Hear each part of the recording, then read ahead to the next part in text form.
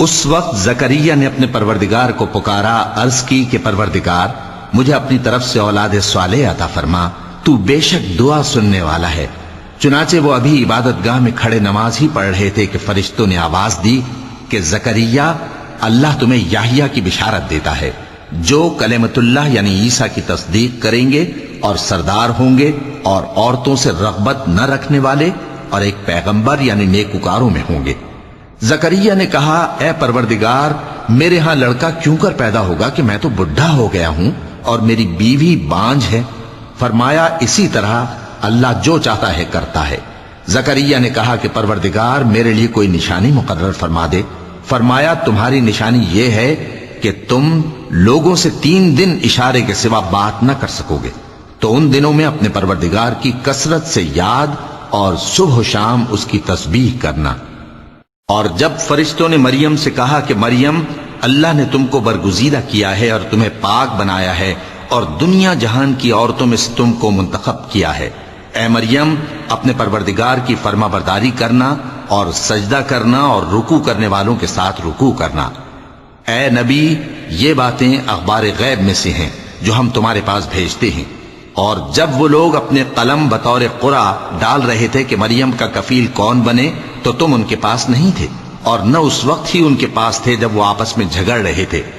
وہ وقت بھی یاد کرنے کے لائق ہے جب فرشتوں نے مریم سے کہا کہ مریم، اللہ تم کو اپنی طرف سے ایک کلمے کی بشارت دیتا ہے جس کا نام مسیح اور مشہور عیسیٰ ابن مریم ہوگا، اور جو دنیا اور آخرت میں آبرو مند اور مقربین میں سے ہوگا،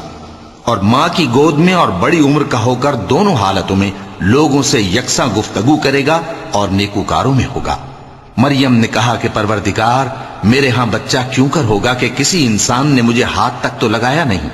فرمایا کہ اللہ اسی طرح جو چاہتا ہے پیدا کرتا ہے، جب وہ کوئی کام کرنا چاہتا ہے تو ارشاد فرما دیتا ہے کہ ہو جا، تو وہ ہو جاتا ہے۔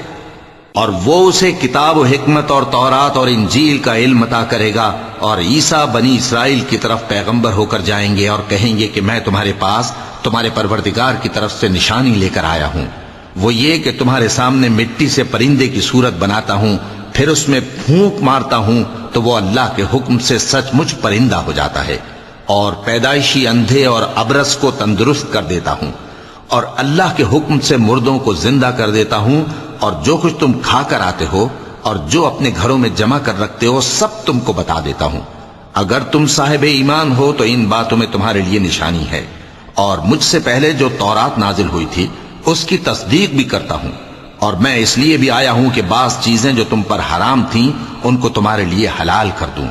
اور میں تو تمہارے پروردگار کی طرف سے نشانی لے کر آیا ہوں۔ تو اللہ سے ڈرو اور میرا کہا مانو، کچھ شک نہیں کہ اللہ ہی میرا اور تمہارا پروردگار ہے، تو اسی کی عبادت کرو، یہی سیدھا رستہ ہے۔